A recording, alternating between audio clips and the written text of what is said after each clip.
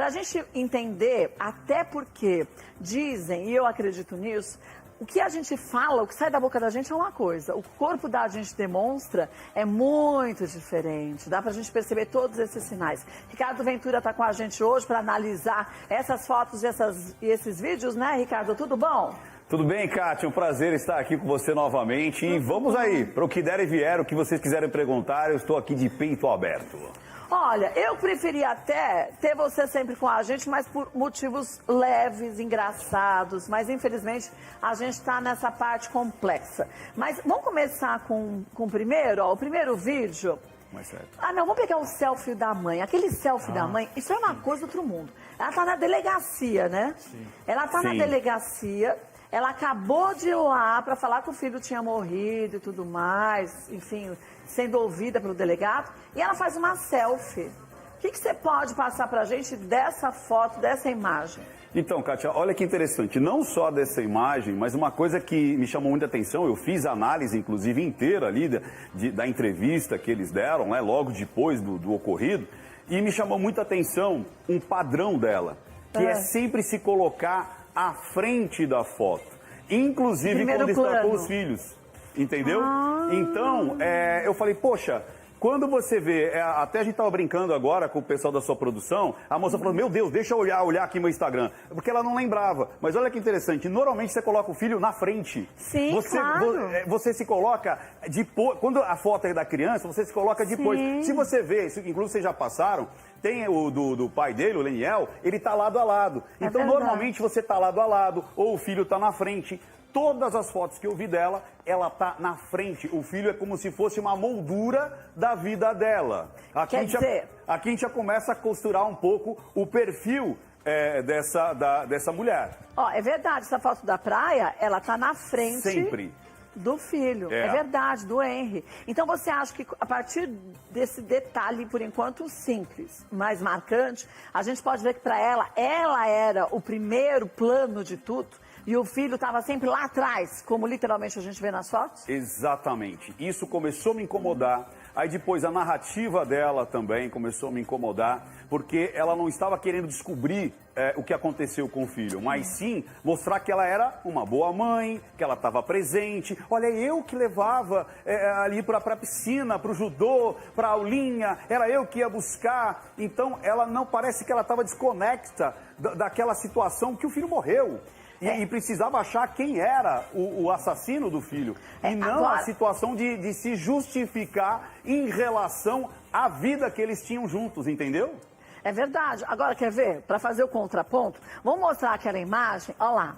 Essa imagem aí é aquela que a gente vai ver que vai entrar ela, o filho e o tal do Jairinho no elevador. E aí a gente vai conseguir ver a reação deles. Essa é do elevador?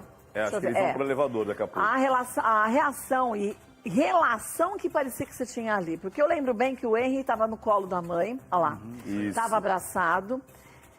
Vai o Jairinho, faz um carinho, o menino, ele gruda na mãe, olha, parece um percevejo, sabe, que gruda. É como assim, tipo, me proteja. É isso mesmo que a gente pode pensar vendo essa cena? Então, Kátia, olha que legal. A gente tem que tomar muito cuidado, primeiro, que quando acontece um fato desse, a gente pode generalizar. Sim. Então, é melhor pecar pelo excesso do que pela falta. Verdade. Eu já vi isso acontecer várias vezes, até com sobrinhos meus. Assim, tá de birra, aí você mexe, não mexe em mim, não quero. É verdade. Então a gente não consegue, de uma cena, generalizar toda a história. Então é tipo, engenheiro de obra pronta, é fácil, né? Depois que a coisa aconteceu, olha, o menino não queria, tal. Mas, se a gente já tem uma reclamação de dor, se a gente já tem uma reclamação, não lava minha cabeça porque tá doendo, meu joelho tá doendo, uma situação dessa, não quero voltar para casa, vomita, mesmo que pudesse ser birra. Juntando tudo, né? Exatamente, não é uma peça, é um juntar de peças que você fala, opa, e isso é a linguagem silenciosa, ou seja, você pega um detalhe aqui, você pega outro ali, porque a linguagem silenciosa não é somente expressão, não é só o corpo, é a narrativa dessa mensagem. Mas se a gente...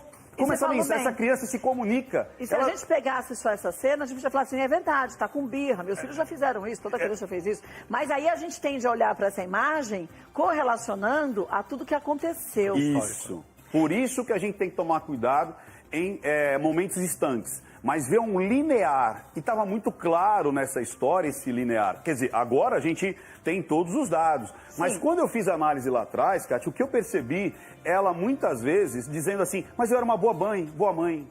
Ele não gostava, eu gostava. Então, ela estava ali... um eco. É como se ela estivesse falando para ela mesma.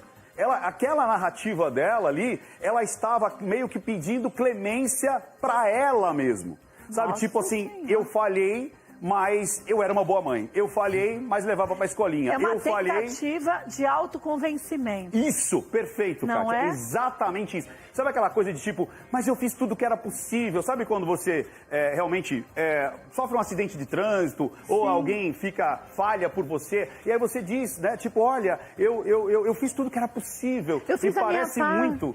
E parece muito que aconteceu isso. Né? Ela tentando se convencer que ela não tinha culpa. A gente tem uma outra imagem.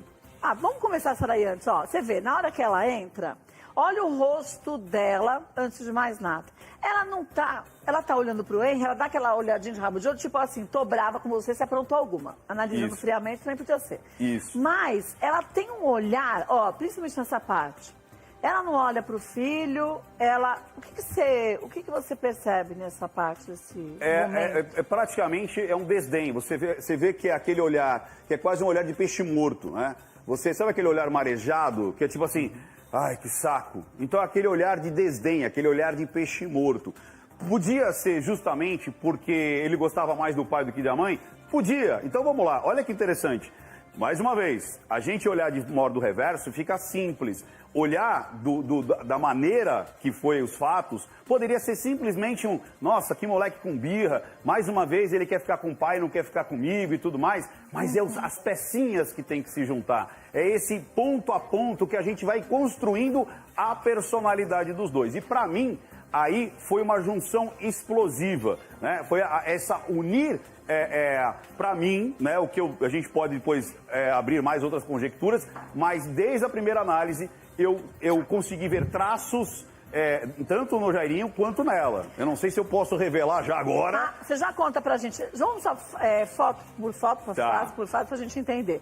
Uma coisa que eu prestei atenção agora com a tela cheia desse momento. Certo. É que o Jairinho entra no elevador com o rostinho virado pra mãe. Certo. De repente ele vira com o rostinho do outro lado. Quando o Jairinho toca nele, ele logo vira o rosto pro lado da mãe. Tudo bem que analisando foi o que você disse, de uma forma assim simples e calculista, pode ser 1000 coisas. Mas sabendo da história toda, e até para a gente se colocar também agora, que quando esses casos acontecem, a gente começa a ficar um pouco mais atento com tudo que acontece ao nosso redor, né? Eu acho que isso também acaba sendo importante, para a gente evitar outras situações como o do menino Henry. Isso poderia demonstrar também o quanto que, birra ou não birra, ele não gostava e não queria estar junto com o Jairinho? Olha que interessante. Por exemplo, primeiro, se a gente voltar um pouquinho só, a gente vai perceber o olhar triste desse menino. Sim. Né? Ele tá com o olhar, inclusive, com a boquinha mais para baixo. Ele tá com... Olha aqui, ó. E quando ele sente a mão do padrasto, olha os dedos se fechando aqui, ó. Sim, então, por isso que eu falei, parece um carrapatinho, ele gruda na mãe. A contração dos dedinhos e tudo mais. Por isso que eu falo, onde a fumaça pode ter fogo, como pode não ter, é melhor checar. Melhor analisar. É melhor analisar, não deixar passar. Não que toda vez vai chegar num ponto de um cara desse que pra mim tem traços de psicopatia. Mas onde há fumaça, é muito importante a gente ir atrás disso. Né?